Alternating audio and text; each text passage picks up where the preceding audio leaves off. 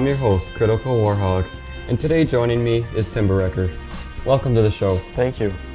Timberwrecker is one of my teammates in 3v3, and although he can play a variety of civs, the one he excels at is China. Tell us a little bit about it. A unique thing with the Asian civs in Age of Empires 3 is their age up with wonders. You can choose from 5 different wonders, and they each have a different bonus that will give you an immediate effect, and there's a long-standing effect. For China, I like to age up with the Summer Palace. First, it gives me 400 food when I hit Colonial, and it steadily creates a banner army for me throughout the whole rest of the game. Being that you're building a wonder, your town center is now freed up to create villagers throughout your age process. In the normal civs back in Colonial and the War Chiefs, you have to take idle time at your town center where you're not creating a steady stream of villagers to age up. But with the Asian civs, they create the wonder. You task normally 4 villagers during the age up process, so you do lose the gathering abilities of those 4 villagers while you're aging, but it still allows you to create extra villagers while the age process is going on. When I reach the Colonial Age, I usually send 700 wood first to get my echo going. Then as soon as that's shipped, as soon as I receive my next shipment, I'll send a military shipment. It could be Chokanu archers or Quang pikemen, depending on what I expect to meet in the opponent's army. China has a peculiar housing system. Tell us about it. Well, they've got villages which act as livestock pens too, which means you can bring herdables such as sheep and goats and cows to the village, and they will fatten right at the village, and then you can use them for food, which other civs, they have to build a livestock pen, which will cost you extra wood and does not house any of your population. The village also supports 20 population, where a normal house supports 10 population, but it does cost 100 wood, where a Chinese village costs 200 wood.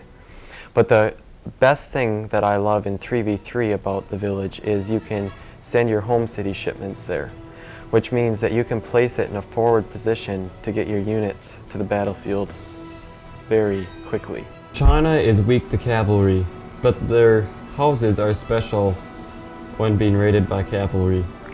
They allow your villagers to be garrisoned inside, which helps when you can put them on forward hunts, which are very crucial to the game, that you don't run out of resources too quickly that come standard on the map, because you don't want to have to switch to rice paddies too quickly. Otherwise it costs a lot of wood and they gather slower. So the village is a very nice thing for me because I'm able to secure more hunts and be safe from raiding cavalry. Now we all know China's explorer is unique. How is that? Well, this explorer has the ability to gather large treasures. He can create disciples, which he has a build limit of 5 at the start of the game. You always start with 1, and you can walk around the map, explore, and gather fairly large treasures, which the other civs do not have the option early game to gather. Now I noticed on their special ability to stun treasure guardians, I was somewhat surprised to see how fast he regains his ability. He does. You can gather treasure and march right to the next one. It's got a very fast cooldown time. China's military system creates units in banner armies, which means that 7 units come out at a time, and normally there's 2 different types of units. It also has a consulate that you put up to gain access to foreign nations, which you can get unit shipments from there. And like what I always like to use is the British allies, that gives my land units a 10% bonus in hit points, which helps China a lot because their units are cost effective and they come with lower hit points. So when an early rush, when you've got OP Minutemen or something out there that can easily destroy a early army, it gives them a little bit more of an edge to defeat the opponent. Villager allocations are very crucial to keep a steady military spam with China in early colonial. One thing you can do for keeping a steady spam is ship resources from your home city. 700 wood helps mightily in getting their consulate up, your extra villages to support the military population, and even making the Old Han Army, which costs 180 wood and 250 food. It's an army I love to create because it consists of pikemen and chokanus, and to micro them against opposing armies is very much of a pleasurable experience. Okay, let's take a minute and we'll watch some of this.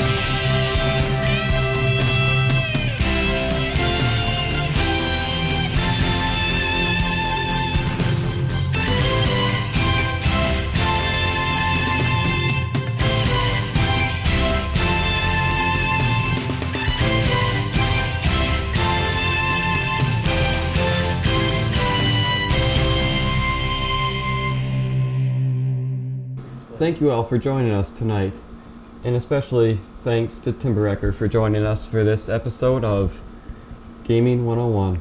Thank you, Critical Warhog. It's been a pleasure. Good night.